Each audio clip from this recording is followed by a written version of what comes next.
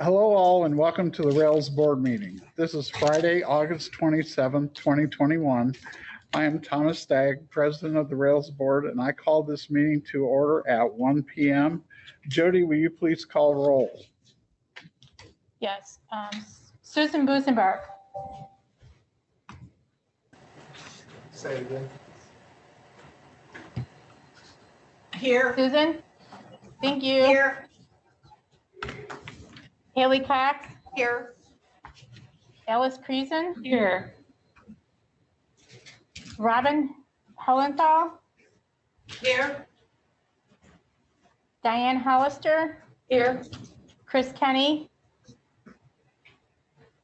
Jennifer McIntosh? Here. Jenna Nemick-Luisi? Scott Poynton? Here. Patricia Smith? Here. Becky Spradford? Here.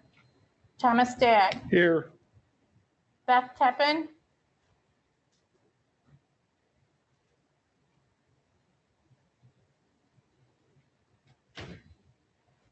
No, you're there, Beth. Oh. Beth, we can't hear you. We can see you, Beth, but we can't hear you. Hi, I'm Beth here. Teppen? Thank you. Here. Alex Vancina? Okay. Ken Wojtek? Thank you. We have a quorum.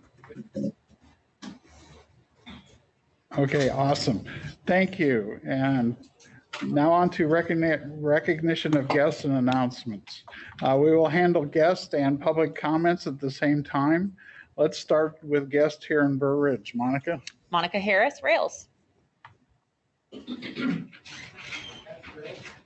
Swanson, Rails. Jim Krieger, Rails. Jody Rubel, Rails.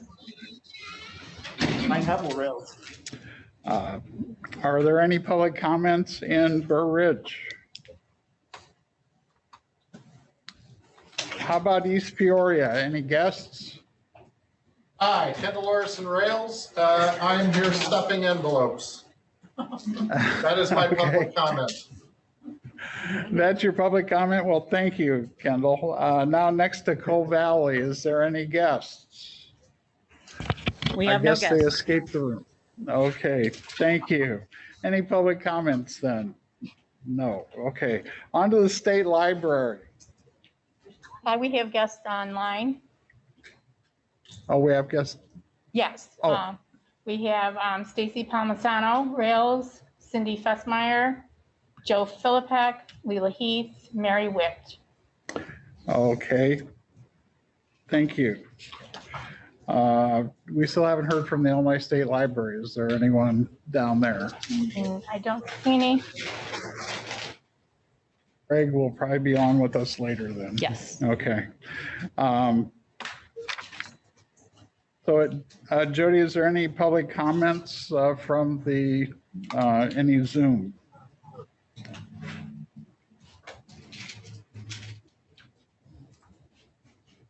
There are no chats or public comment in the chat. Okay, thank you. Next up is the consent agenda. Those items are adoption of the agenda, Rails board minutes, Rails of July 30th orientation special meeting, Rails board minutes July 30th regular meeting, Rails board minutes of July 30th closed meeting, and approval of disbursements. Okay, so we'll move on to the consent agenda. Just a reminder that abstentions are not necessary for minutes approval. Does anyone wish to move an item to the regular agenda for further discussion? Okay. May I have a motion and second for approval of consent agenda? Thank you, Scott. Second. Second. That's Thank you, Alice. Alice. Okay, Jody, will you please call roll? Okay. Susan Busenbark, Yes. Haley Cox, Yes. Alice Creason, Yes. Robin Hellenthal, Yes. Diane Hollister, Yes. Jennifer McIntosh, Yes. Scott Poynton, Yes. Patricia Smith, Yes. Becky Spratford, Yes. Beth Tevin, Yes. Alex Vancina, Yes. Karen Wojtek, Yes. Thomas Stagg. Yes. Thank you. Okay, next we have Sharon Swanson with the Rails Financial Report. Good afternoon, all. Thank you for having me today. You'll find the July financial report in the packet. As typical of the first month in a new fiscal year, most of the July expenditures pertain to June and are reported in June. So most major cost categories are under budget this month. The July 31st final fund cash balance is $20 million with fund approximately 20.8 months of budget fiscal year 2020. Interest income. Sharon, could you speak up? You're a little far away from the speaker. If you come You're up. just cutting in and out. Sorry. I have a naturally soft voice. I am so sorry, folks. Please let me know if that happens again. Interest income continues to stay stabilized at the June rates, finally stabilized after we saw the 8th straight month of interest rate decline as of June. July general fund revenues were $954,861, which was $797,491 below budget. And this is mostly due to the even distribution of area per capita grant payments, assumed even distribution in our budget. Since these grant payments have been so sporadic over the years, it's hard to predict. So this variance will fluctuate through the year as we receive these payments. And as Jim reported this last month, the fiscal year 2021 grant payments were fully received as of May of 2021. So we do expect to see somewhat of that same pattern this year. Reimbursement revenues were $24,032 above budget, mostly due to the receipt of the annual group purchase invoice from EBSCO and the subsequent invoicing of these fees back to the participating member libraries. These revenues are fully offset by the corresponding EBSCO payment recorded in the e-resources expenditures account. July general fund expenditures of nearly $1.5 million were $146,205 below under budget, with nearly all major cost categories being under budget. Again, given that a large portion of July expenditures pertain to last year, there are no emerging trends as of yet, with the exception of travel, which we expect to remain very, very limited over the next several months. And that's basically it for this month. Are there any questions? Any questions? Nope. Okay, well, thank you, Sharon. Thank you. Very Thank much. you, Sharon.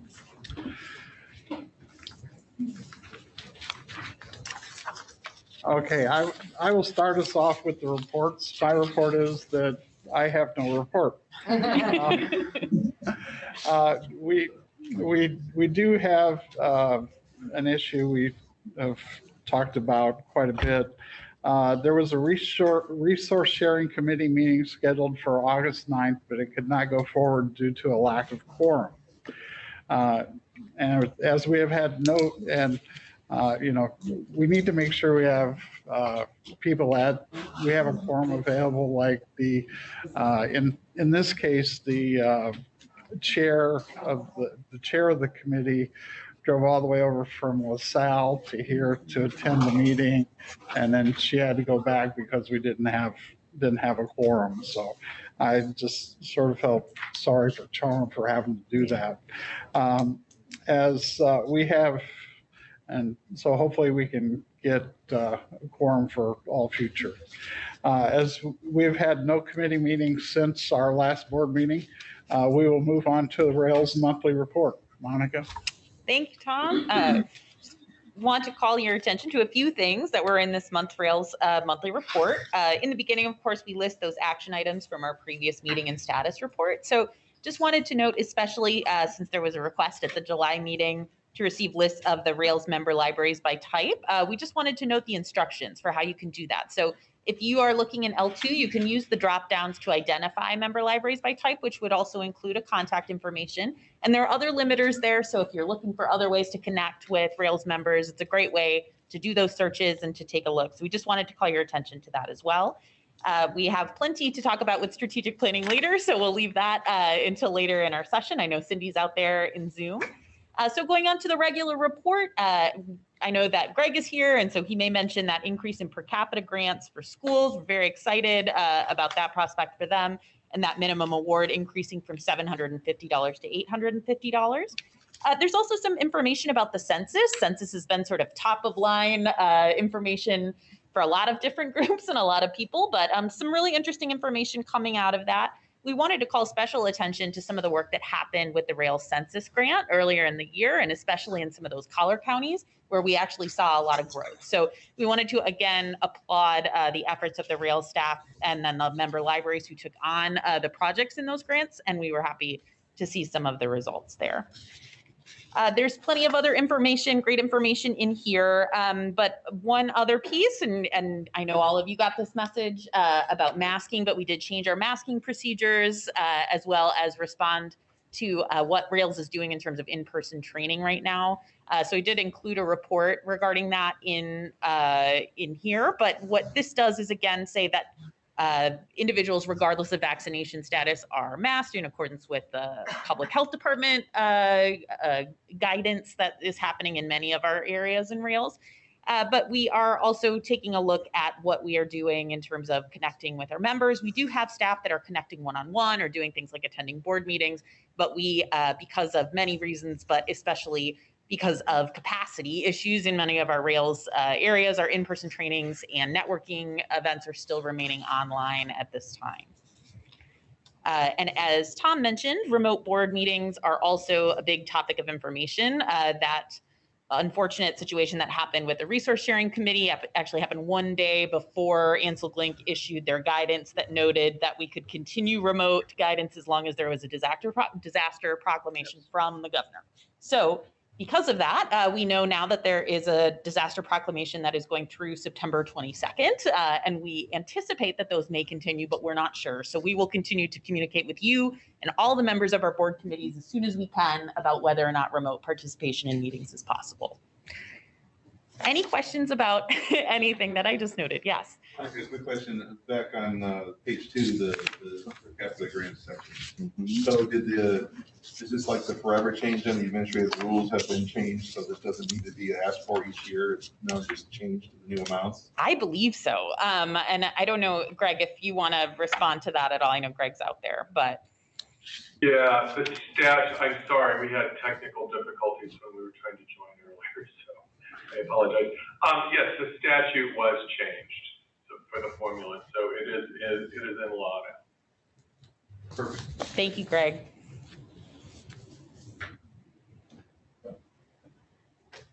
Any other questions? Okay. Thank you, Monica. And Mark, you are up, sir. Oh, Great. If you don't mind, I'll just sit here at the table.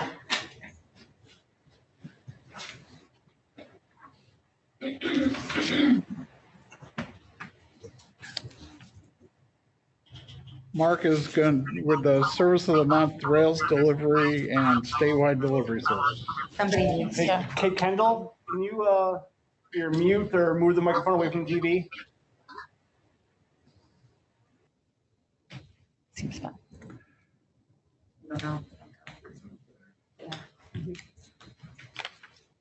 Okay, I'll go ahead and get started then. I'm going to give you guys a brief overview of the delivery operation we have intact here. Our system is pretty much consistent of in-house and outsourced deliveries. We partnered with Continental Transport Logistics, who services 134 of our locations, and those are primarily in the Burr Ridge and Wheeling service areas. We've had that relationship since about early 2015. Our in-house delivery service, the remaining 452 libraries with 28 routes. I'll also speak about a little bit later the 109 IODS locations that we also service as well.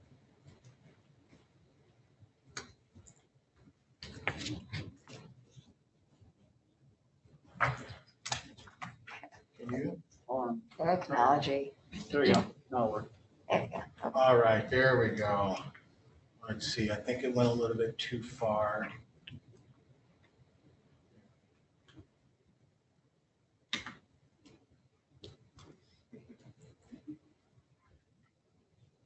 It's missing quite a few of my slides. This is what you emailed.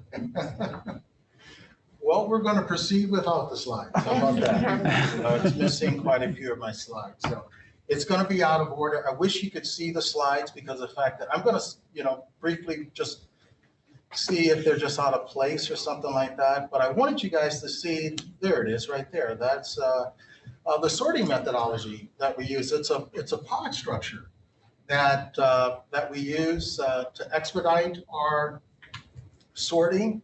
And what that does is that's a part of the lean methodology. So it reduces the number of touches, it reduces the number of steps that we actually have to take when processing a container. This system, because of the fact that majority of our sorting is within the same route or within the same hub, we can process a container within 2 minutes or less. So the picture to the right is actually the sorting process that's within CTL, our partner that services the Burr Ridge and the Wheeling service area.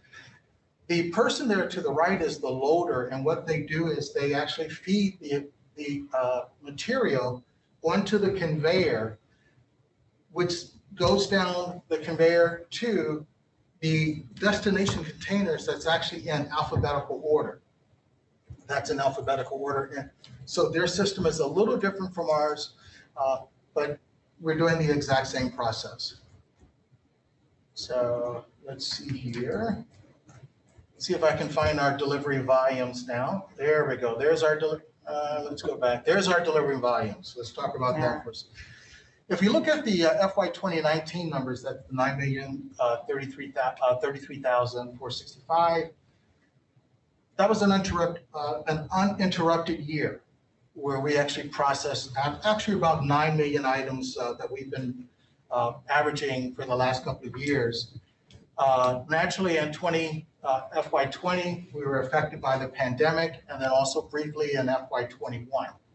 One of the things that we've noticed is that because we do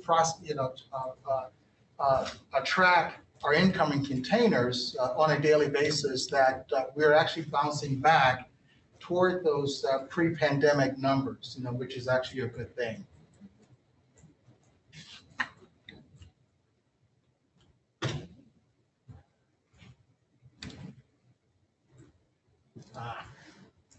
Okay, vehicles. Let's talk about the vehicles. This is, we have a fleet of 40 vehicles that we use. It's a mixture of the box trucks that you see at the top there, for our larger routes, the PM Shuttle. We're in the process of transitioning the fleet to primarily to the Ford Transit. I like the Ford Transits primarily because it's pretty agile. We can maneuver quite well within the city and the suburban areas, and gets much better gas mileage, than the 350s that we were using before, the Ford 350s that we were using before.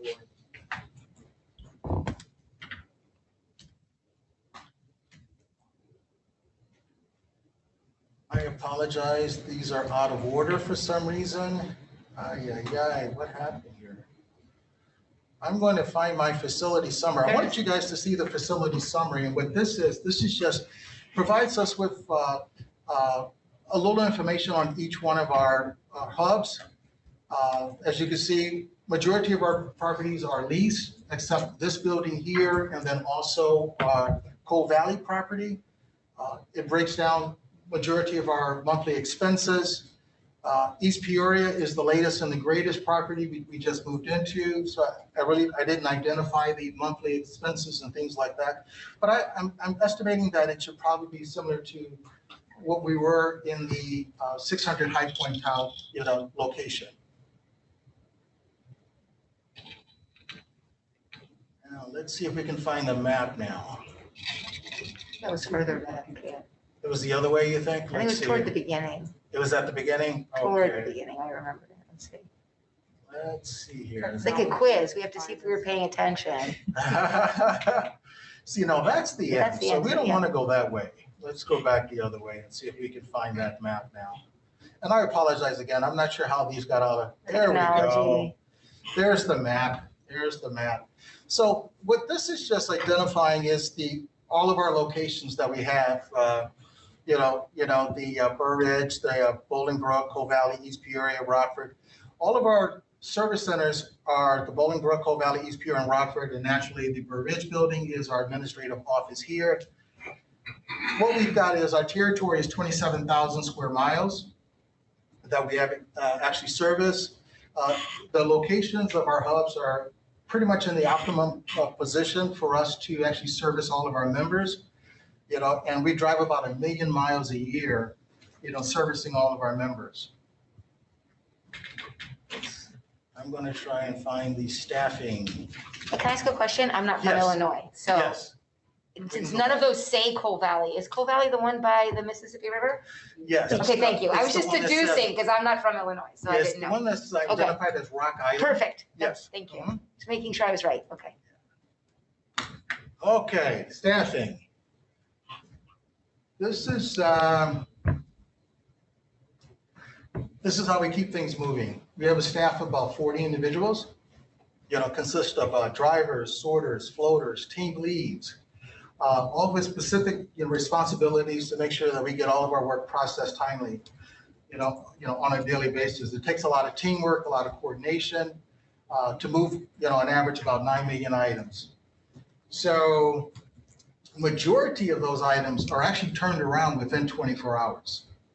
So it's quite an undertaking for us to move that many items, in the amount of time that we're given, on a daily basis. One of the things that we do is we meet on a nightly basis. All of our routes from the hubs meet in Champaign, Illinois to exchange material.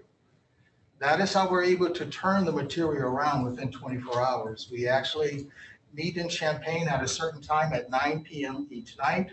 We return those items back to the individual hub, and then it's sorted down for delivery the next day. Majority of the stuff is turned around within 24 hours. Sometimes we're not able to get it all turned around, but majority of the material is turned around within 24 hours and then delivered on the library's next business day.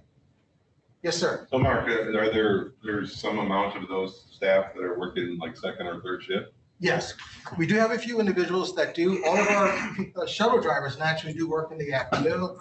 It depends, the way we have to coordinate it is depends on when we can get our staff, to work back in on how we actually staff the operations. But yeah, we do have a few individuals that do work the late evening, early morning shift, yes.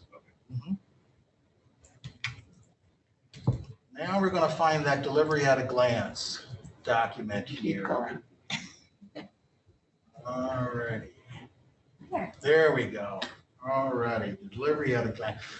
Over these next two slides, this is giving you an overview of the entire operation. It's going to identify the size of the facilities, the number of staff that's assigned to each one of the facilities, the type of vehicles that's currently at each hub, and the LSAPs that's associated with each one of the hub locations.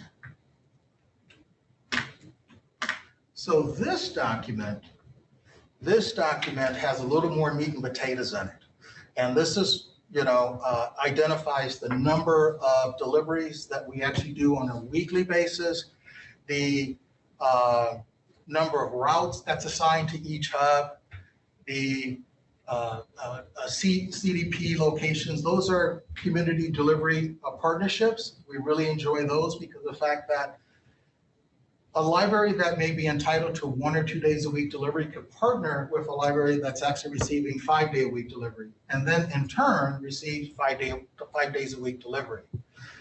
The number of libraries that's associated with each hub, the volume that's associated with each, the number of items within the containers, the average items per container, the number of IODS locations assigned to each hub. So this is all of the information that goes on within each hub. And then the last section where it says the shuttle service, what that is a detailed explanation of how we actually, actually service those shuttle runs to make it happen on a daily basis. That's actually explaining, we have some locations that actually go out and pick up another location's, material, primarily because of the fact that instead of having 2 routes on the same expressway, driving past each other, it made more financial sense to have one location pick up another hub's, material, take that to the exchange point, and then return it back. So that's a detailed explanation of actually how that works.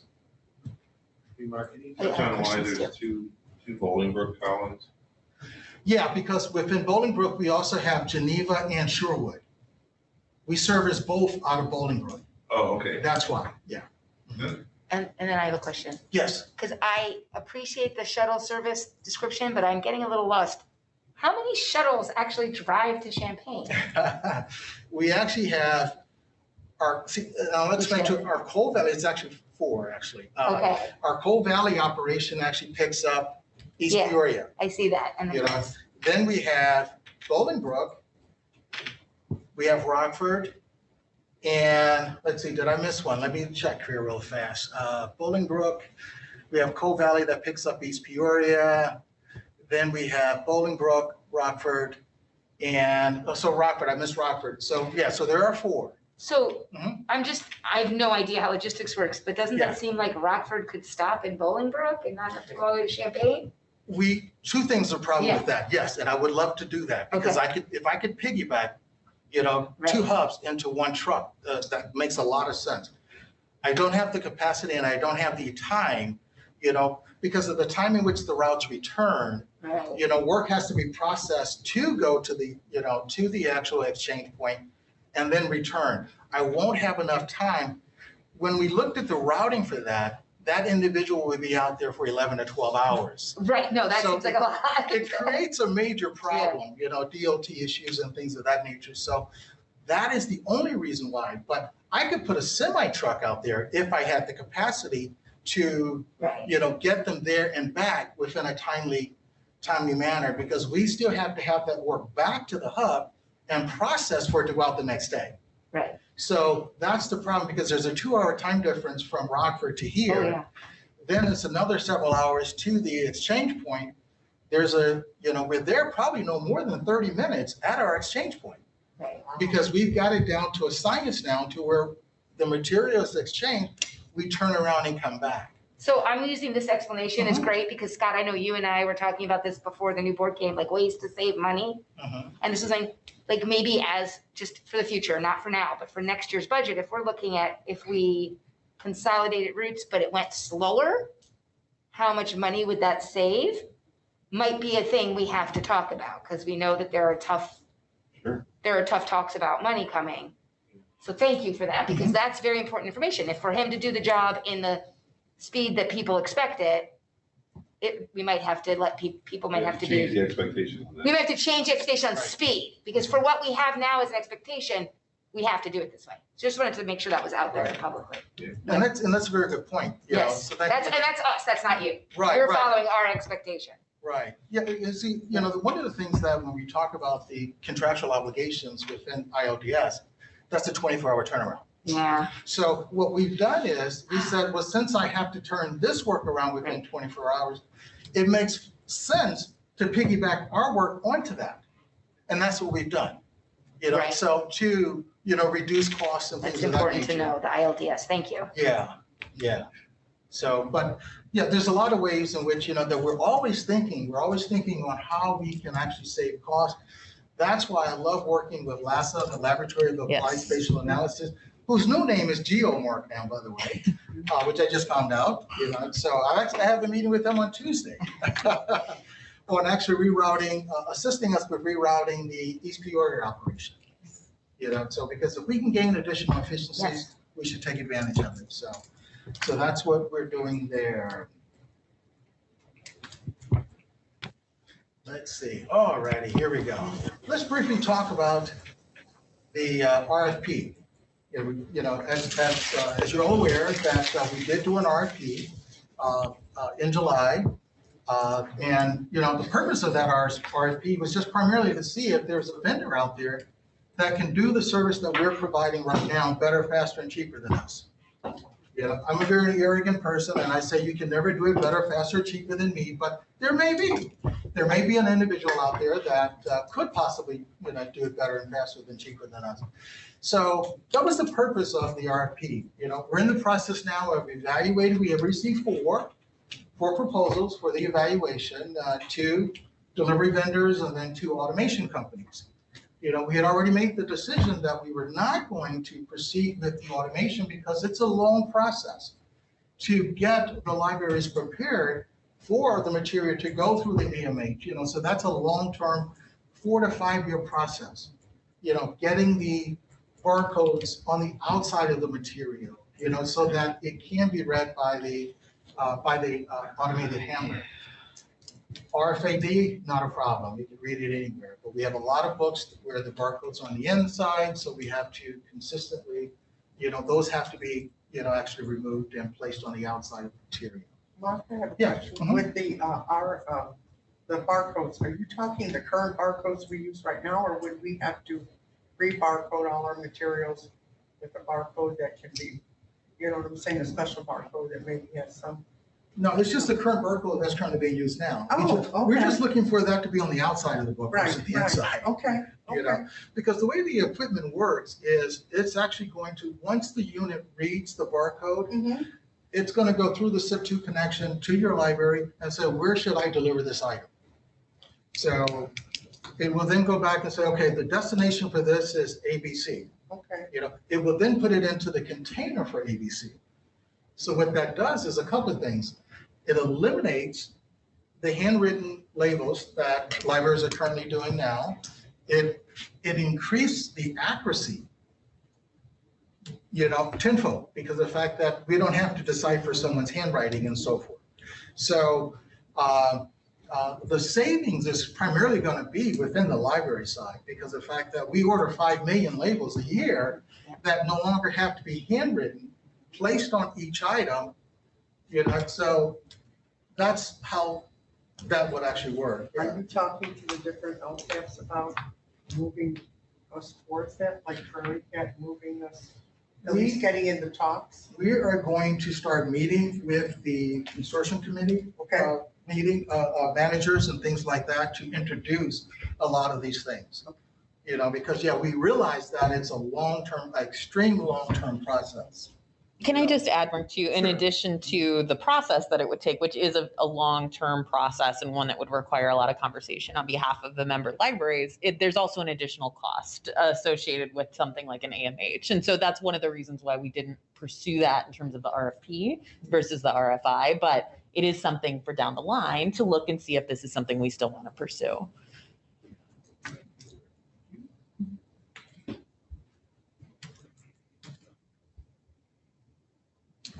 Carly.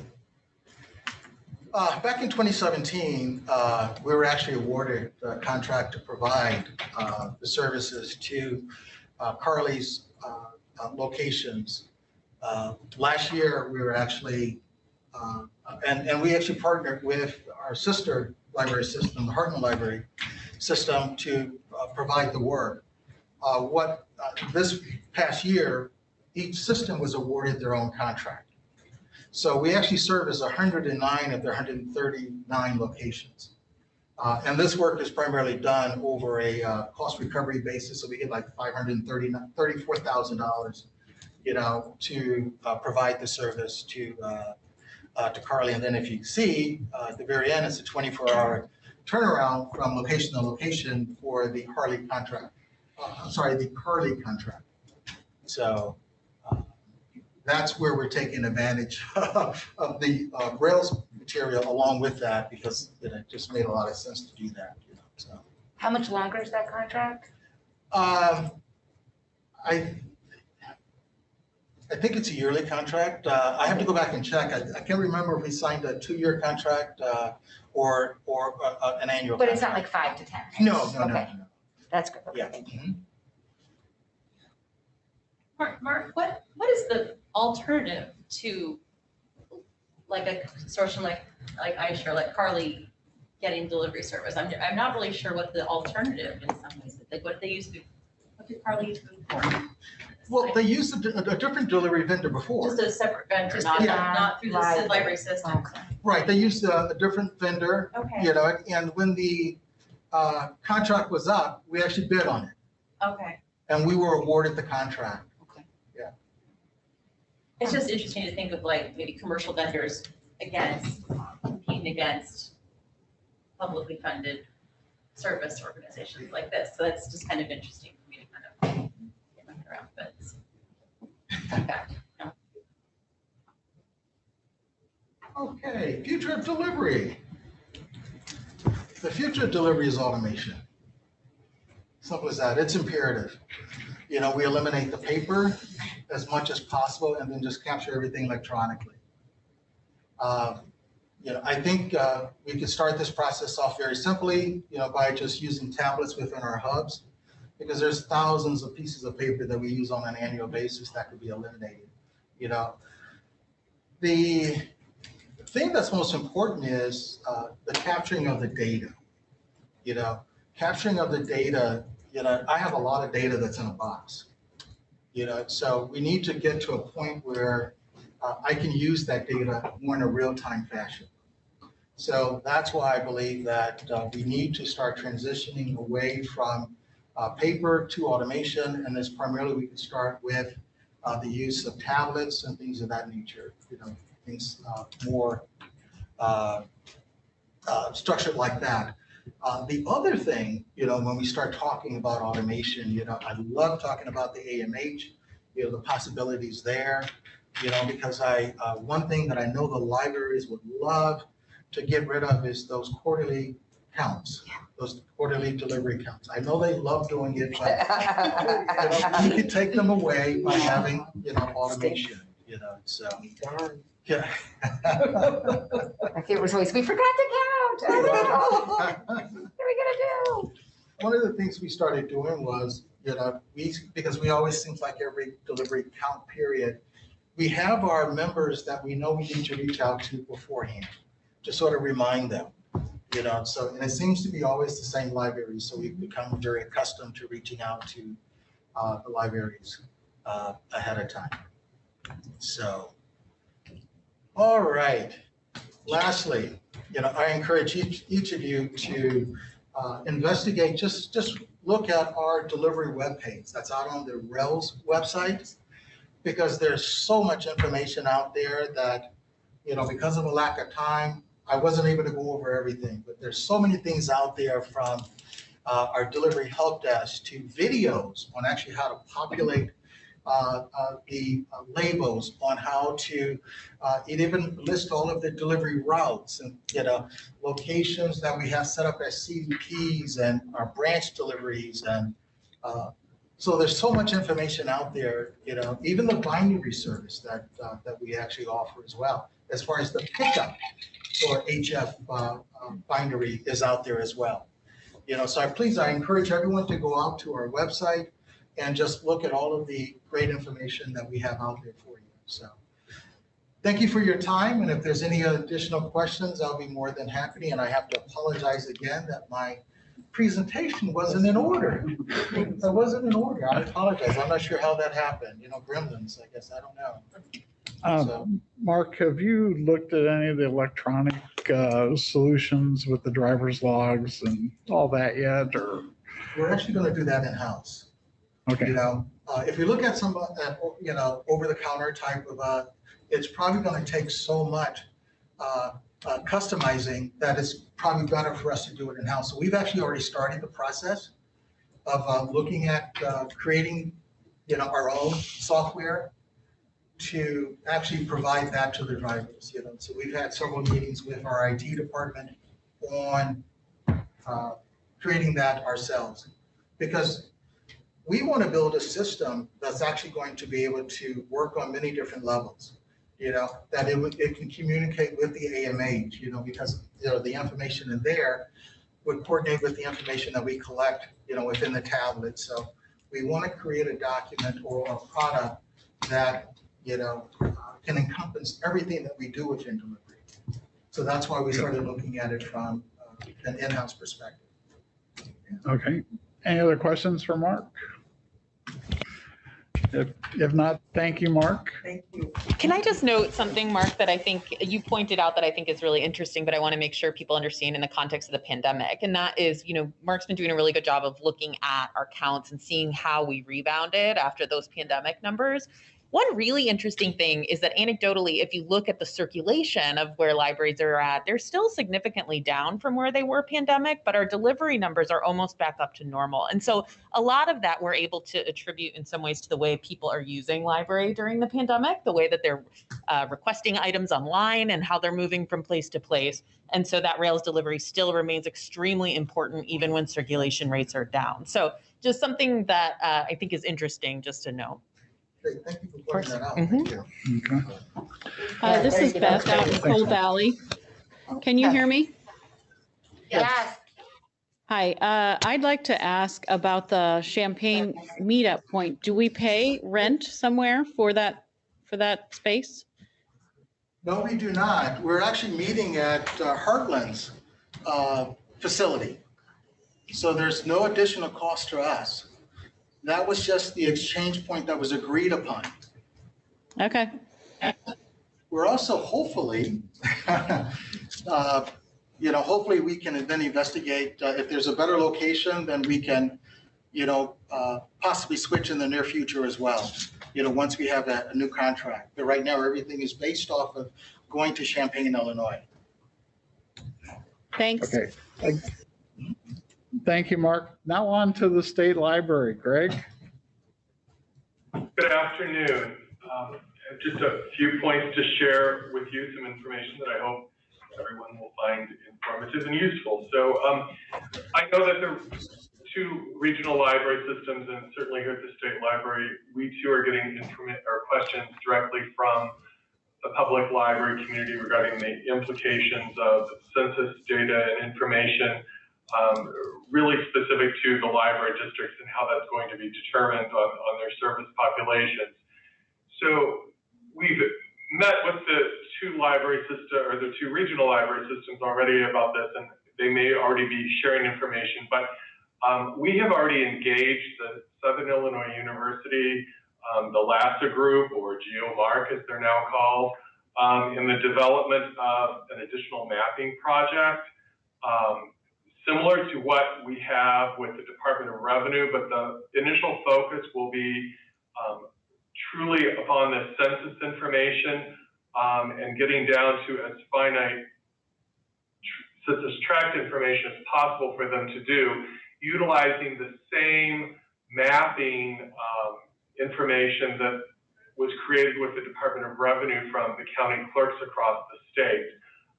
That is going to be announced rather soon. We have a meeting with them on September 15 regarding where they are in the process. They have some ideas on how this would be rolled out with some instructions for libraries. So more information will be forthcoming for everyone on that. So I know there are many questions because certainly public library districts will be beginning to fill out their per capita grant applications in the coming months. We want to know regarding the certification process. So we believe we will have that resolved because the library systems or the state library are currently employing people to assist libraries at that level and what will be required during this change. On July 14th, I know that most people have already seen that the final filing for the Cards for Kids rules and the non-resident rules with changes regarding the veterans exemptions, et cetera, were finalized. We have also previewed a frequently asked questions document with the library systems, and that will be forthcoming on the state library website for dissemination through the regional library systems. We were talking about the final publication of that earlier today, so that will be used as a reference tool as public libraries have questions regarding about what the intent of the laws were or what the rules actually say. We are in the midst of reviewing the American Rescue Plan Act grant applications that we received from libraries across the state. We received right at 300 applications for funding. I think the total is about $8 million requested. We had $4.7 million allocated to the state for the program. So we are hurriedly reviewing those applications to see what we can do as far as making funding announcements for those by our October 1 deadline. Regarding the library system specifically, in the coming days, you will be getting the expenditure plan for the release of payments for your FY 2022 awards. We had to wait for some finalization on some federal funding, which is incorporated into the library system funding formula. That is now complete. On the brighter side of things this year, the release of payments by the state, I don't think has happened in a more expeditious manner in the last decade. It is amazing. So even the public libraries, which we discussed or I had a question about earlier, and the allocations that were made at the end of June, many public libraries have already received those payments for the FY 21 award. We are in the process of approving the increased payments for each of the school districts, which were afforded by the legislative change. And even some of those school districts have received those payments for the increased amount already. So in the coming days, there will be a lot of more money going out to both public and school libraries. So that is really good news on the payment time frame from the state right now. Specific to school libraries, the FY 22 grant applications are up and available. Those are due October 15. We have notified all potential school districts that have been past applicants or who we expect applications from. It's my understanding the Library Development Group shared this information with the aisle discussion group. And as of this morning, we had about 150 applications already, so almost 25% of what we would expect for the fiscal year. So I have another overview later in today's meeting, so I think that's it for the moment on an update. Greg, can I ask a quick question? Sure. Regarding the per capita grants and the census, intersection. Yeah. Is just to understand, is the intention that the state library is going to try to take the pain out of that for all of us so that we don't have to do the tract by tract? Exactly. That's the whole idea behind this project, especially obviously for the districts. That's a huge challenge. Okay, great. That sounds wonderful. That's gonna be hard for you, yeah. Yeah. Greg, thank you very much, and that is really great news. Now on to Mary Witt with a new member. Yes, good afternoon, everybody. I'm actually filling in for Dan Bostrom today. We received a membership application from St. Francis of Rome School in Cicero. They're a private K-8 school, and Marion O'Keefe is the librarian there. Dan did a phone call site visit with Marion on July 28th. And Marion also sent pictures of the library, which I've seen, and she's done a tremendous job in revamping it. The school hasn't had a librarian until recently. And Marion previously worked at another library in the Cicero Public School District. So she stepped in, And the school is committed to having a librarian moving forward. And Marion will serve in that role. She will continue to grow the library. Since she previously worked at a Rails library, she's well familiar with the services that we offer. I think she's particularly interested in some of our e-resources and continuing education. The library does meet all our membership requirements. So we hope that the board will recommend to the state library that they become a member. Are there any questions?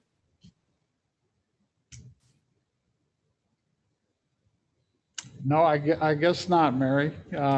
Thank you very much, and we will, may I have a motion to approve St. Francis of Rome School for full membership in Rails as presented and request final approval from the Illinois State Library? So moved. Hallie. Second. I'm sorry, Kim? Hallie. Hallie, okay. And And second by Diane. Diane, thank you. All in favor, say aye. Aye. All opposed, no. Motion carried. Let's take a short break. How about 2:05? That's perfect, I think. Okay, we'll be back here at 2:05. Thank you.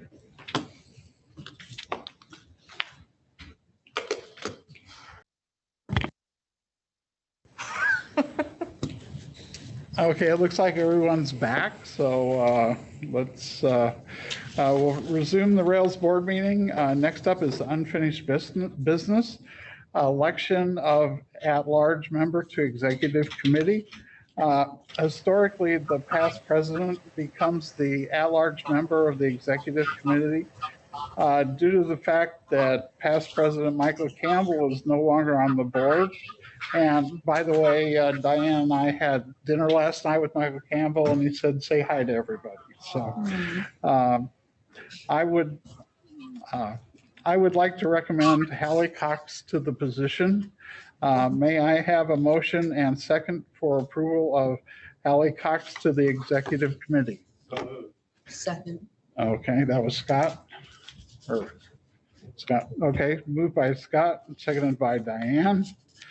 All in favor say aye. Aye. All opposed, no. Motion carried. Thank you, Hallie, for committing to that. Thank you. Next item is the board committee assignments. You've seen the committee list in the packet. Are there any questions? Everybody's good with their committee? Okay, great.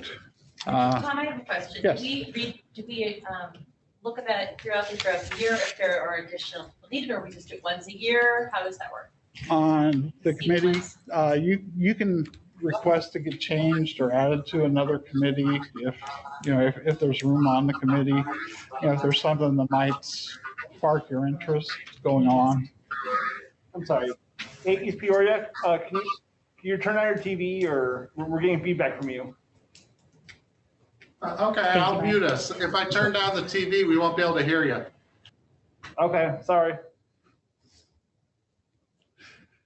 And each committee has their own charge, so there are some that allow for different additions than others, but there have been times when people have been added mid-year.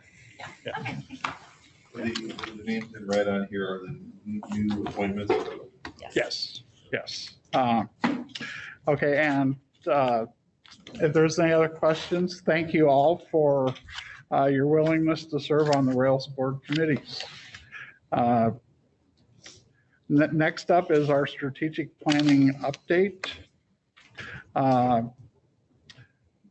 Before we start with Cindy, please note the memo and the proposed schedule for board participation in the strategic plan process. We will dive into the board participation with the plan, but we may have some changes. I will hand this over to Monica and Cindy. Thank you, Tom. And I think Cindy's out there. Cindy, if you're there, can you turn your camera on so we can see you? There she is. Hello. Hi. So Cindy's here. We have two things on our agenda related to the strategic plan today. We're going to start with Cindy and the discussion. And then after we have that discussion of those questions that she noted, and she'll explain how we're going to go through that process, then we're going to have a discussion about how we want to feature strategic planning discussions over the next few months, because you can see it's quite intensive in terms of board participation. And so we want to figure out the best way for you all to do that. So we will have that discussion following our initial discussion with Cindy. So with that, I'm going to hand it over to Cindy. Hi, Cindy. Hey, everybody. I believe I've met virtually or in person the majority of you, but I'll just say briefly, I'm Cindy Fessmeyer. I'm one of a pair of us from Constructive Disruption Consulting Services. The other is Stephanie Chase, and she just worked with the staff earlier this week to do a process similar to what we're going to do today. So I'm just going to jump right in. I know time is of the essence. I want to say that our intention was to run this exercise that we're going to do with you today exactly parallel to what the staff did earlier in the week. However, OMA dictates a slightly different approach to our discussion today, but the content is going to be exactly the same as what the staff did earlier. And then this helps us compare apples to apples, your responses to staff responses. The questions are the same, the methods are different.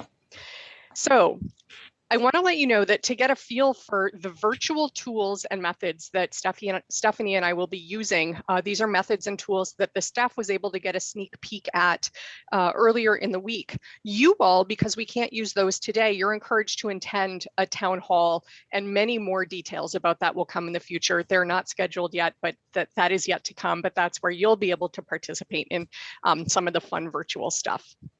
One more thing though, as we go through today's planning discussion, I'd like you to please keep in mind the voices that you would like to hear as part of this planning process. Rails is dedicated to equity, diversity, and inclusiveness. And that means we want to hear from all those we might not typically see at the table.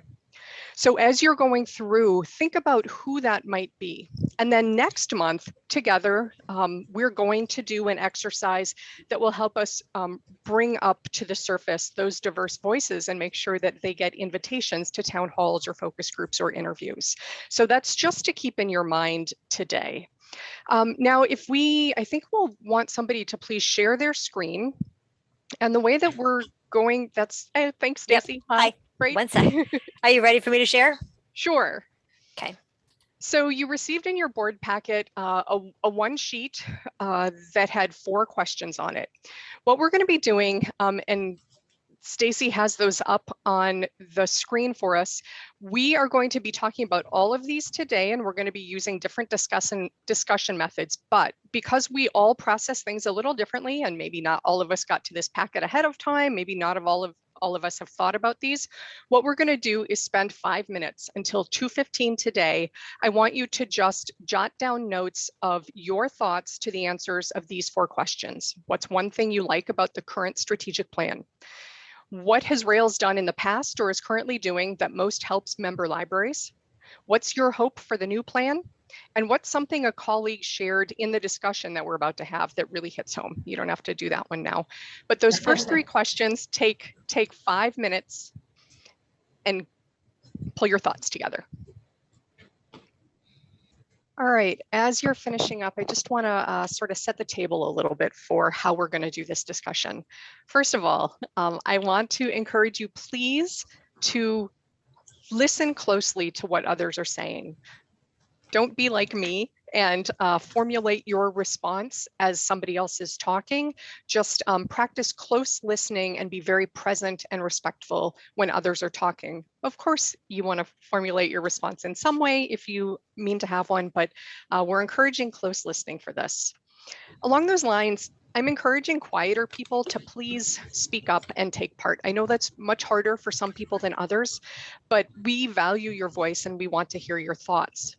On the same theme, I encourage our talkers, and I include myself among those, to please be comfortable being in listening mode most of the time.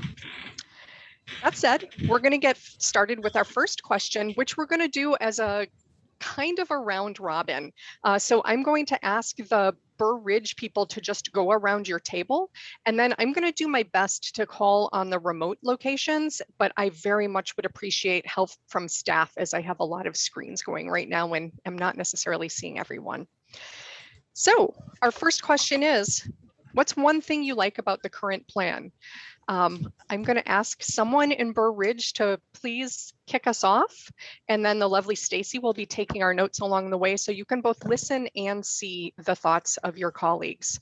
Someone in Burr Ridge who's brave and wants to kick us off about one thing that you like about the current plan, and then we'll just go around the room. Are we comfortable starting at the end of the table, maybe with you, Karen, and then we could go, no, okay. I spoke because mine is 3 words. I'll go, mine's 4 words. Okay. Our vision is very strong. I like that. I liked that, oh, I'm sorry. Do you want to go around the table? I don't. Perfect. Go ahead.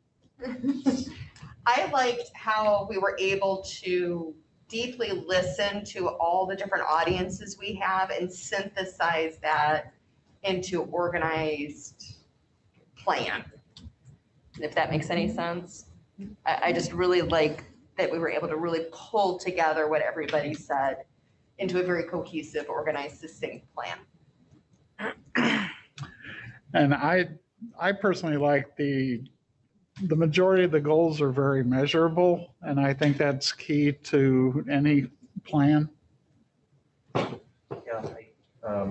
related to the goals, I like the plan is organized into these clear but broad goals that can easily be seen aligning with the work that is occurring from month to month, and more specific objectives within each of those.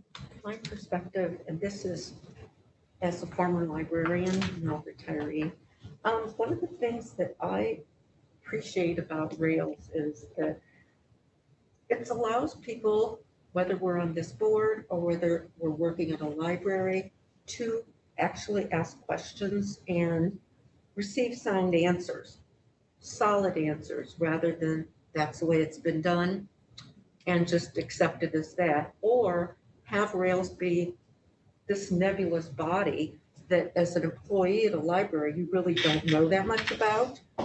And I've learned so much by being at Rails rather than just at working, because we were really never, at least myself, I was not exposed to, I didn't have any kind of interaction with Rails other than going to a meeting or two once or twice a year. And this has allowed me to ask questions and have answers. And I just think this is more transparent now, rather than just some nebulous organization that it's over here. And now it's more encompassing and inclusive with so many more people. Thank you. That's just how I see it. I would say that while I completely agree that it's important to have measurable sort of real goals, in there, I also really appreciate sometimes when there's a little bit of ambition and like, like aiming high, I guess is the way to put it. So my example of what I'm battling about is goal number 4 in the current plan says partner with libraries and other stakeholders to foster an educated, engaged, and civil society. I mean, obviously we can immediately say like, oh, Rails partners with other libraries and stakeholders, done. But are we achieving an educated, engaged, and civil society? That is a very high goal, and I love that. Yes. We may never reach it, but we're just always going to be continuing on the path to try to get there. Yeah. And I'll piggyback on that, because when I said our vision is strong, if people don't know, our vision is to be the best library system in the country. That's another one, right? And that's exactly what I was trying to say. Like, I appreciate that that's our vision. Like, we are not, yeah. Right. The goals are written in very plain language, and I like that they're accessible to a broad range of readers. They're not written for administrators who all have the same lexicon in their back pocket. So I think it makes it easier to share out and use as a workable document because of that. I'd like to piggyback on what Diane said. As a very small rural library, I appreciate that Rails makes me feel our voice is just as important as the biggest library in this. So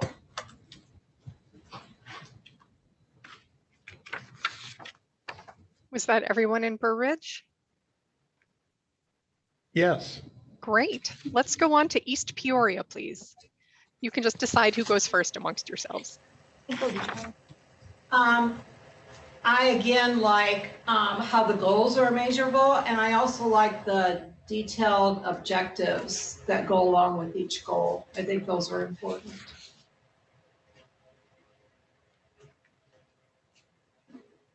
I'd like to piggyback on the small libraries voices by saying that it includes all the voices within the system, from the smallest to the largest.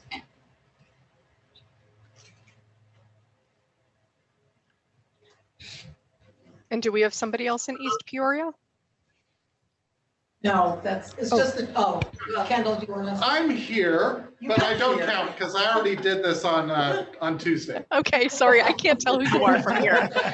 Let's go on. So I'm going to go on to the State Library, and then I can't see who's next after that. So I'd ask somebody to help me out by calling the next one after the State Library, please. That would be Coal Valley. Okay, so let's hear from the State Library, then Coal Valley.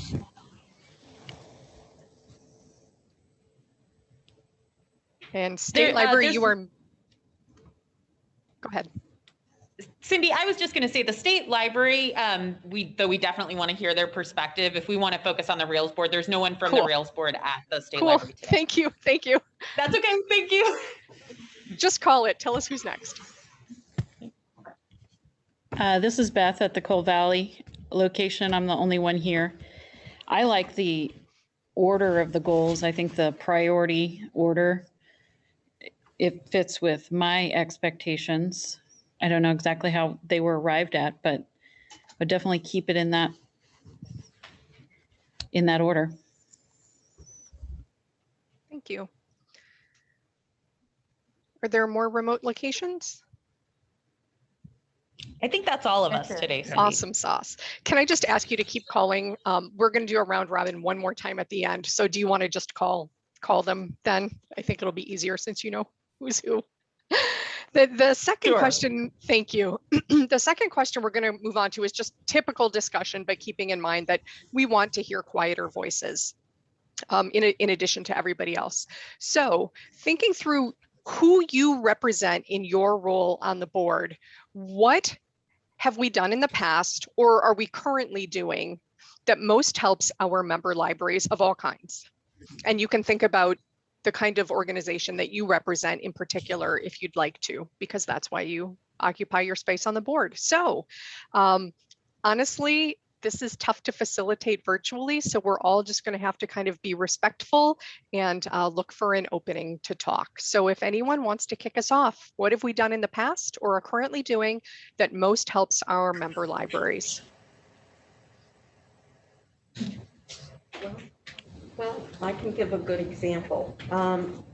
As the library board member at Bloomington, we didn't really know how to evaluate a library director. And the Rails, they had the information there that's available. And it was so helpful because the way we were doing it first was like reinventing the wheel. I mean, it was just arduous. And then little by reading what Rails has available for us, it made it so much easier and it's streamlined.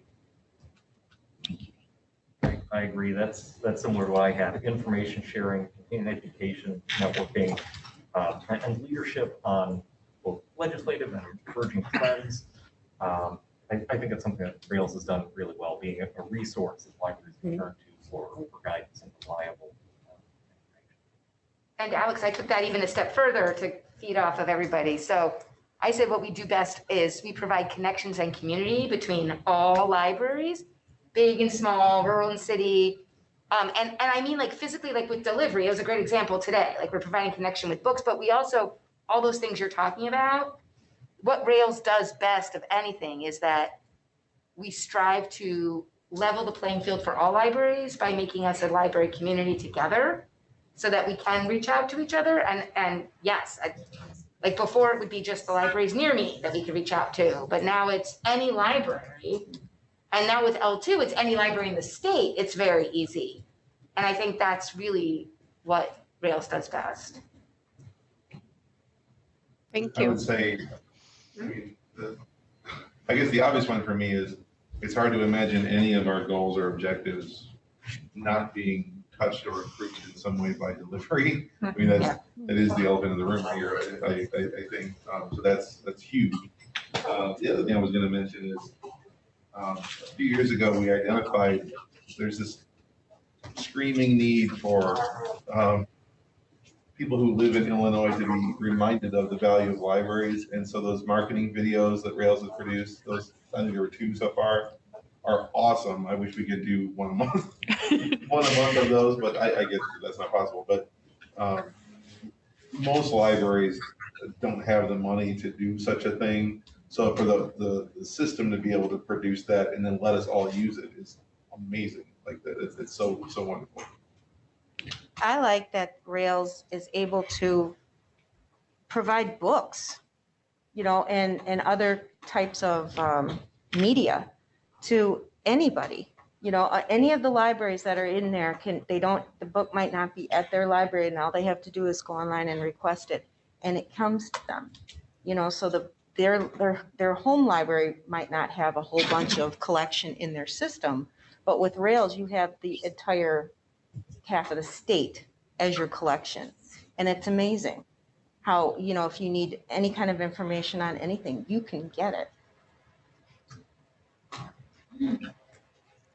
I think Let's hear from East Peoria, please. I think we have one more here in Burr Ridge. Oh, were you all going round robin? Oh, sorry. I couldn't tell. Yeah. I'm happy to defer. It's okay. No. Go ahead. Finish it right out. I didn't realize you were going around the room. I think we were just bouncing it around. I think for me, Rails is exceptionally good at operationalizing relationships, if that makes sense. So community is one thing, but you have to have some structure and you have to have a process and people in place who can make things happen. And I think excel at that at Rails, and I kind of marvel at the degree to which and the efficiency of which they operationalize things that bring people together, and the diversity you were referring to earlier, but it's also multi-type library, not just geographic and size. And I think that there's not a good, I can't think of another organization that does that really finds ways to identify commonalities between different library types and put some real actual concerted effort behind shared work. Myself as a library trustee, to get on the board, the forward thinking of like the continuing education, those things that are offered to not only librarians, but trustees too, to be able to push their library to the next level. There's programs out there for dealing with Alzheimer's caregivers. There's a whole myriad of programs that at your local library level you don't think about. And they're out there, and it's a forward thinking. I think we're ready to move to the East Peoria group if you're ready, Cindy. Great. A few years ago, Dee promoted meetings with different clusters of representatives from libraries, and it was entitled "What Keeps You Up at Night?" And I think that was a really good thing, that we could all see what was keeping other libraries, worries that they had and different concerns that they had. And it was something that maybe we didn't necessarily have a concern about, but we could empathize and see what other libraries were facing at the time.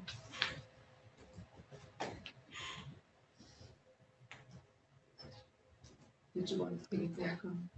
Oh, I was just gonna piggyback on the training opportunities that are available to the staff and at the different levels of the library.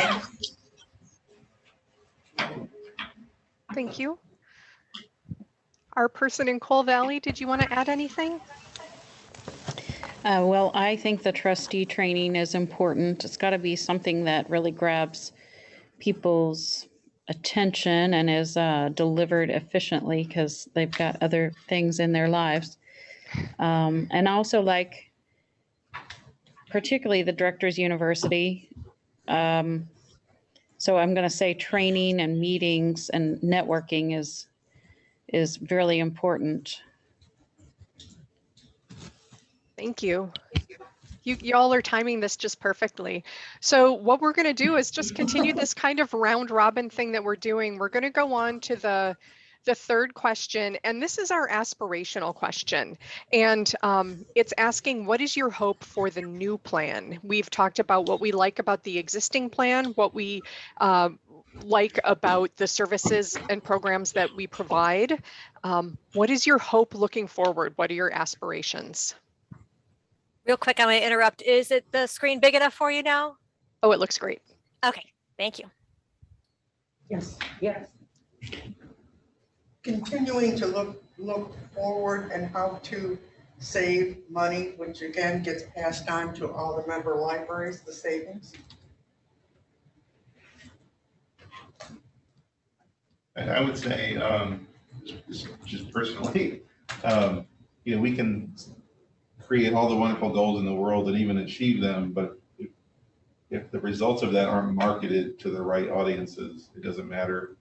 So whether it's marketing to member libraries, what Rail's doing for them, or marketing to the general public, what their libraries are doing as a result of what Rails is doing for them, whatever, but that whole chain needs to be marketed better. We as a field need to market. Truth. My hope would be that it's a very member-driven process and that all of our stakeholders can kind of have some ownership in the plan that we're going to develop, and something they can really get excited about. I'm going to piggyback on Alex because what I wrote down is tangential to what you just said. I think that the plan we had was great. And I said this before, I love the vision to be the very high things like Scott talked about. We want to be like the very best. And I know from my experience traveling around the country, people see us that way. But I feel like the members, and they talk to me, the boots on the ground library staff don't think we're doing everything we can to reach that vision, that we're not willing to and I love that we hired a company that has disrupt in their name. And I've known Stephanie personally for years. I know it's not just a word. We need to be willing to disrupt the status quo because there's too much pushback in the library world that that's the way things were. And I've heard it from people at Rails. We don't want to push limits. We don't want to upset people, but you can't reach those high goals. And the members can't make change at their libraries unless the system is making changes, because it's really hard for them to make change if we're not. So I hope our new plan goes further toward those lofty goals and makes Rails a group that is willing to fight, even if it's against the status quo, for that real change. Things that I think that we need to do is the marketing and advertising of Rails. Because if we are going to be the best library system in the country, we've got to talk about it and let people know about even defining what is the best library system in the country. What is the best? I mean, myself here, I'm going back, regressing to my years in school at U of I. I didn't know much about library school, just in theory. And then when I became a librarian, active librarian, again, as I reiterate, it was just like an organization over here. Rails should be the go-to place for libraries, for information, not just on resource sharing, but I shared with Monica earlier about where to go if I want to see a Zoom presentation on such and such.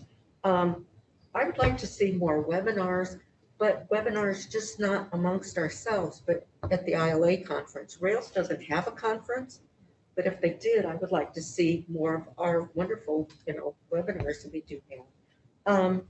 And I don't know, I think it would help too. There's so many, and I hate to use the word, but fiefdoms.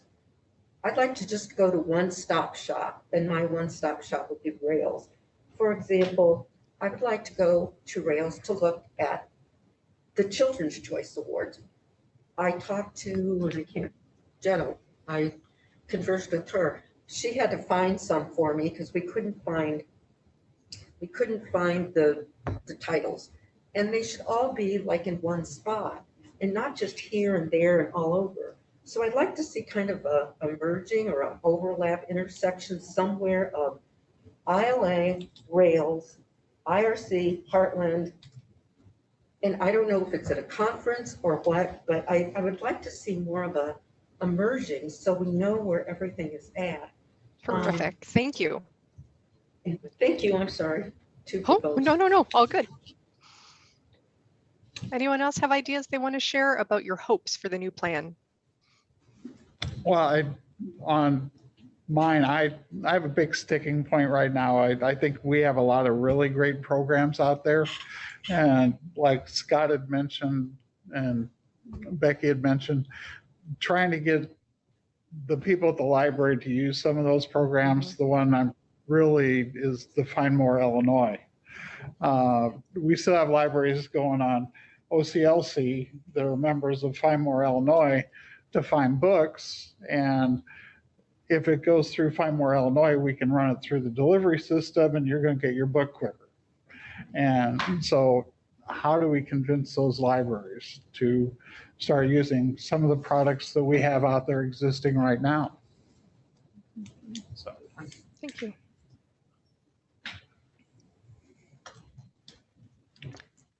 Anyone else want to share? Anyone from Coal Valley or East Peoria?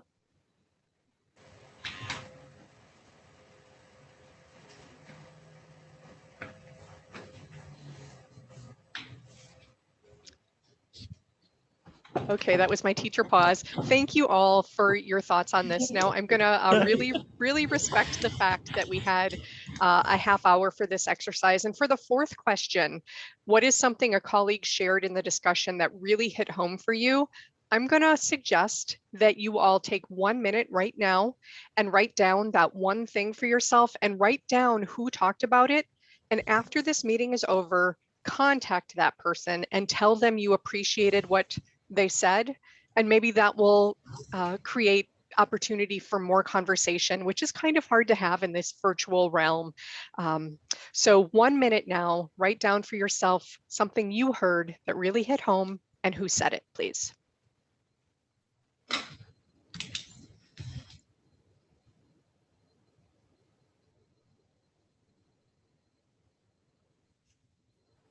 And Stacy, could you scroll up a little bit on the screen so that we could see some of the, yeah, perfect, just some of the stuff folks were talking about.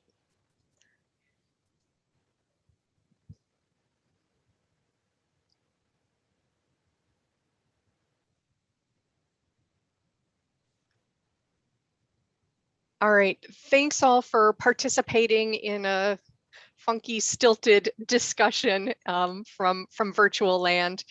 I promise you that we're going to keep coming back to you, and I think we're going to talk about now what that communication and what those touches look like. So I think we go to Monica now. Yes, thank you, Cindy. So we thank you all. Those thoughts were really wonderful. And I think you all understand, anybody in this room, I'm thinking many of you at all of our spaces have been through strategic planning processes of your own, and you know how important feedback is to that process and of that development. So we want to create additional opportunities for there to be a lot of board feedback throughout this process. And so what you received in your packet was the suggestion from our consultants in terms of how the board can continue to participate in these conversations and how we can move them forward. So what you see here is a list of how we would move through this process, which would end in January with potentially the board presentation of the draft strategic plan that the board would see. And this also gives you an indication as to what the time periods that we're looking at for some of these conversations would be. So in September, we'd be looking at a continuation of the virtual brainstorming session. So something very similar to what we did today, but with new questions. October 22nd is where our longer form discussion would potentially take place. And this is really for October. So that's a 90-minute discussion and strategic plan. Consultants have thrown out a couple of ideas for that one. One might be that it could be completely virtual. So if we're still allowed to, under the governor's proclamation, have a remote meeting, that we could have a remote meeting that everyone could attend and we could run it through Zoom. Or we could do it similar to what we've been doing now and just put it earlier. So for instance, start it at 10:30 in the morning, run in for our 90 minutes, take a break for lunch, and then have the regular board meeting in the afternoon at 1 o'clock. And then the following 2 are sessions that are each up to 1 hour. So that's November, up to 1 hour. That's another board check-in just to see how we're doing, where we're seeing with all the member feedback that we will have received at that point. And then in January, again, would be that board presentation of the strategic plan. So what we tried to do was give you some options for how we could approach these processes. And then we wanted to have a discussion with you about that today, just to see how the board wants to move that forward. So here are 4 options that we listed for you, but you may have other ideas as well. And those are certainly things that we can also talk about. So the first one would be that we just plan on extending the time of board meetings, that we incorporate all of these meetings and times to make the board meetings longer and do something similar to what we did today and just to incorporate these activities into our regular board meetings. Number 2 would be to hold the strategic plan meetings as a special meeting on the board meeting dates. So we could do it at 11:30 in September, 10:30 in October, and 11 for November and January. Option 3 is similar to that, but instead of doing that, we might hold separate meetings for strategic planning for October, November, and January, the 3 longest ones, and we could even put those at a totally different day or time, do a whole different special meeting. And then number 4 is streamline our board meetings until February, potentially taking out things like our service of the month or board development topics when we need to make our board meetings shorter. So it's a lot of options that we're presenting for you, but given the way that this went today and the way that you saw how it was absorbed, I'm interested in hearing from you all what you think might work best as we move forward in the next 4 months. I'm not for staying later on Friday. I was gonna say, I mean, this is just strictly my own personal calendar issue. Fridays are kind of spectacularly bad for me. I would vote for a different day of the week. That would just be a freestanding meeting, but that's just my. I would have voted for that too, but my concern is people who come really far. Yeah. So, but I also want to make a plea for, I saw Diane put up the fingers for 2. I'm for 2 also, but I don't want us to cut other board meeting activities because we can't ignore the important things we're doing. I don't want to lose service of the month, especially with so many new people. And especially with a whole nother year of people like me who came in during a pandemic. Like, I think we should not, no matter what, streamline board meetings. We need to be doing the active work. It helps us be better at planning too, but. I have an issue with, I work, not in the library. So I'd have to take off all those days, of work. Afternoons are fine because I only work until noon. So to me, staying longer would be fine, or having a separate meeting on a separate day would be fine. People who come far would those kind of meetings, could you do it on Zoom? Potentially, as long as the governor continues to do these declarations of state of emergency, Because we could. it wouldn't be a board meeting, so you wouldn't need a quorum, right? It would be. We would need we won't be voting on anything, so we don't have to worry about the voting issue. But to have a board meeting, we would still want to have a quorum just to hold the meeting And it wouldn't itself. count without the governor's help for somebody to stay home in Zoom, correct? Unless we had a physical quorum in addition. Okay, all right. I'm trying to get. I know, it's a lot to keep in mind. Well, I figured if we weren't voting on anything and it was a separate meeting about strategic planning, it would be like a strategic planning committee meeting. Yeah, but every meeting has to have that. Okay. Yeah. All right. Being that I have a small staff, I'd rather come in earlier on the same day because staffing could be a real problem for me to be gone another day of the week. Yeah, I'm in agreement with that. I'm far enough away that I would do a longer day, although that trustee training day was definitely long and tiring, but still. Dedicate one day, not many days. Now, like in Patricia's case, though, where you're at a library, I mean, we could post that as a meeting location. Oh, sure, I can zoom in from there, Yeah. absolutely. Yes. Absolutely. As long as That'd we be fine. posted it 48 hours. That's right, yes. I can do that, absolutely. That's a good point. So I'll just tell you what I'm hearing is not necessarily a consensus, but I am hearing more on the ends of like numbers 2 and 3, which if you look at your packet, that is hold the planning meeting earlier on the same day as the board meeting, or have it at least for October, November, and January to do that. But is what I'm hearing, is that reflected necessarily for what you guys are thinking? My preference is definitely for 2, because this is already a day that I basically put aside for Rails. And any other day, like I teach 5 days a week. And so this is a class I'm already having to cancel on Fridays. And so I could not cancel that many classes. Yes. Also, so next month is the same as this, so we could come back, like theoretically, we have dates, right? So we know the dates of board meetings, so people in the next month looked and said, hey, I can come, I can make it work October, November, right, and January? Are those the ones? Those are the ones that are longer than 30 minutes. Right. So that would mean if we ran September exactly like we ran today's. Right, so then if we all look and we say 3 months, if most people can do it all 3 days, great. If not, maybe we can even choose, like, this month we'll have a separate day. I don't know. We might have to wait too with the governor stuff too.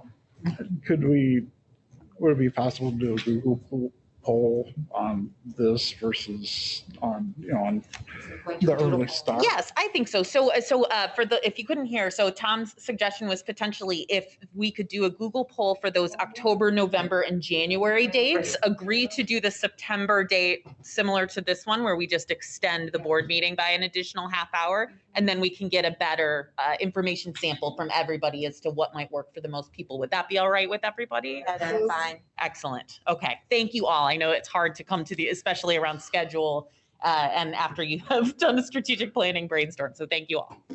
So we won't need a motion. Not Okay. today. Yes. Good. Okay. Well, Greg's been patiently waiting down at Springfield for us. So, now, Greg, it's your show now.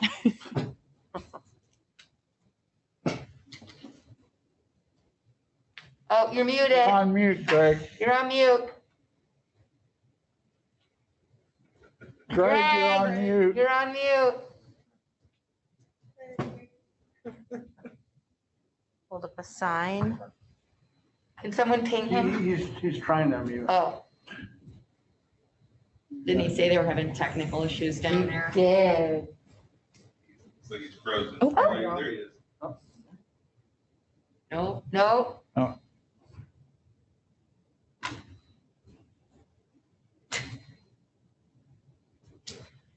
Technology, gotta love it. Really?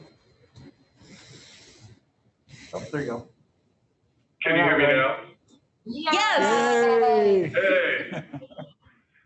I have no idea. That was, so I was asked to speak to the board today regarding the state library, its relationship to the library system member libraries, challenges you face, funding projections, et cetera. As we've sat through this meeting, I've tried to scale back this discussion as much as possible because I realize you have a 3 o'clock adjournment time too. So really much of what we do with the library systems or member libraries is truly driven by statute or the promulgation of rules that come out of the statutes themselves.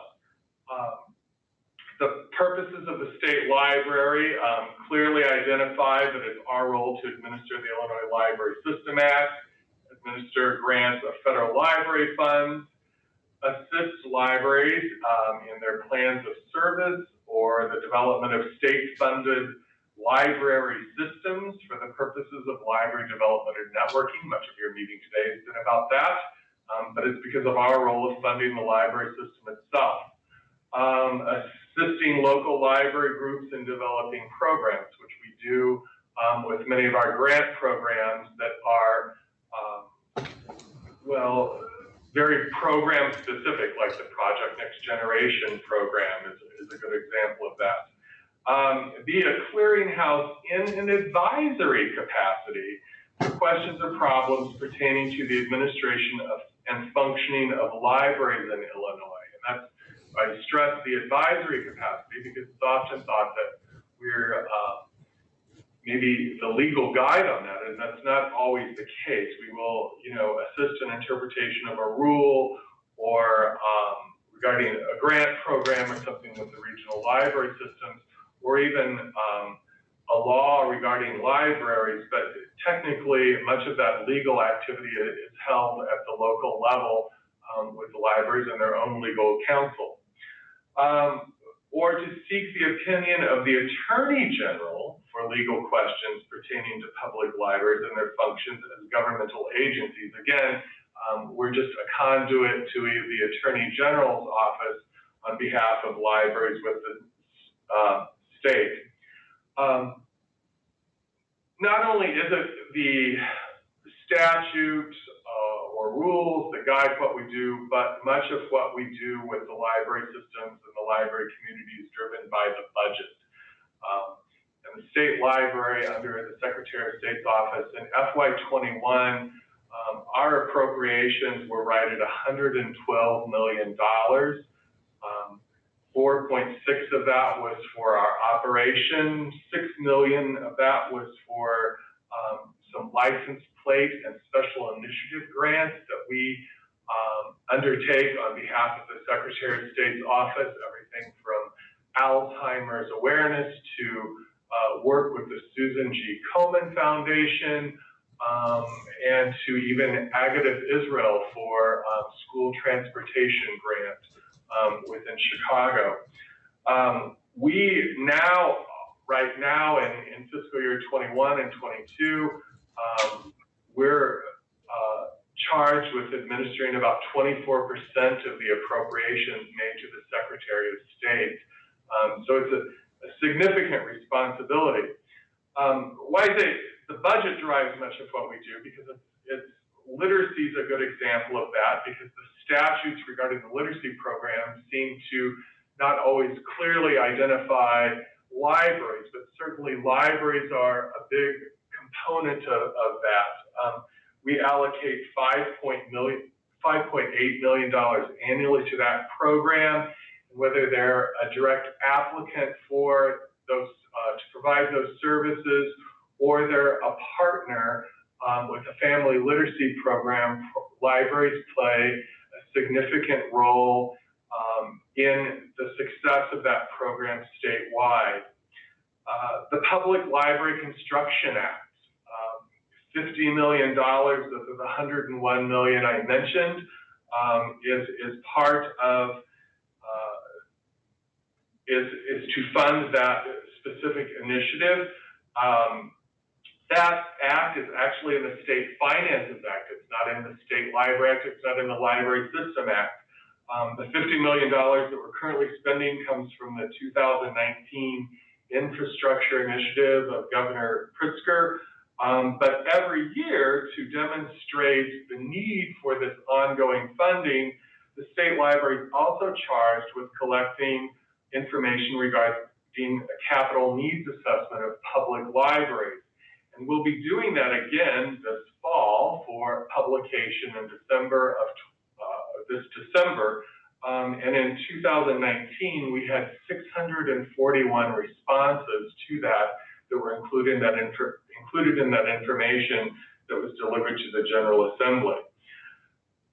Regarding this Library System Act itself, that's kind of the umbrella legislation of everything we do with the library systems and with libraries throughout the state. The budget that I mentioned, about $51 million is put into that effort, and that's for everything from public library per capita and equalization grants, the school library grants, grants to veterans home libraries in the state, technology grants, which fund not only digitization efforts of individual libraries in the state, but also funding for the library delivery service that was mentioned as part of the discussion of rails and work with the Carly contract. So that funding comes from our office as well. Of course, the library system area per capita grants, and then there are a number of direct appropriations every year that are passed by the General Assembly that are administered through our office as well for direct appropriations to specific libraries. More specifically to the library systems, though, the statutes charge the state librarian with, as I mentioned, administration of the System Act and then promulgation of the rules and regulations.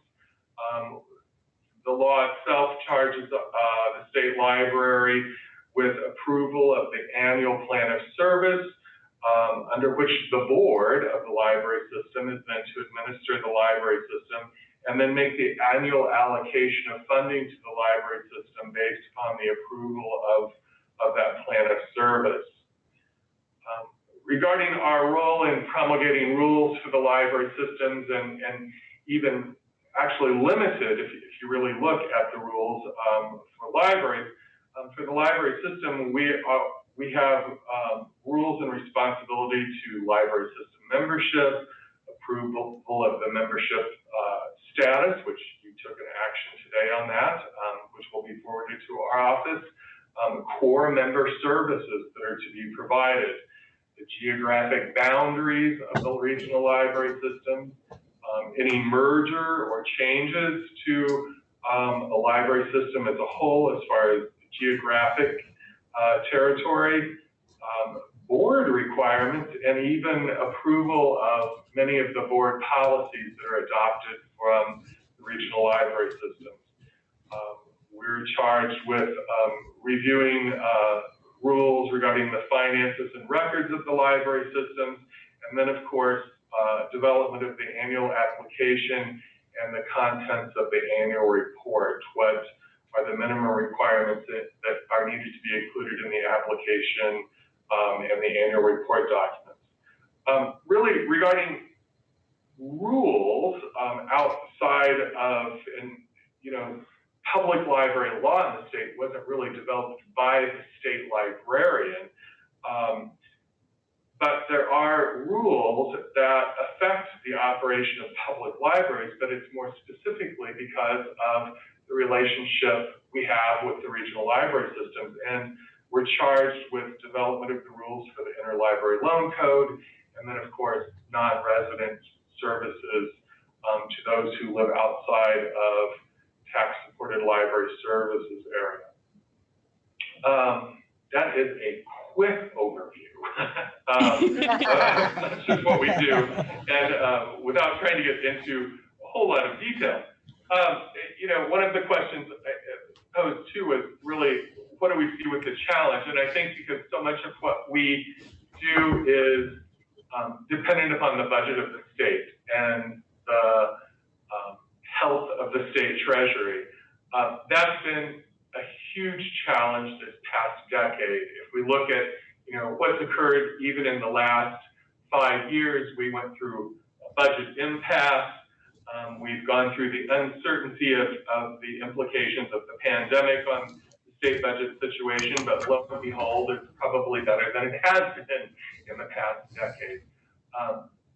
We're hopeful for the future. We'll begin developing appropriation requests for the Secretary's programs in the coming weeks, actually, for submission to the legislature this winter. Right now we don't have any projection really to share, only that we're beginning those discussions within the Secretary of State's office and with the executive office on what that will look like for FY23 and then hopefully building beyond that. So anyway, I think I stayed within a short time frame.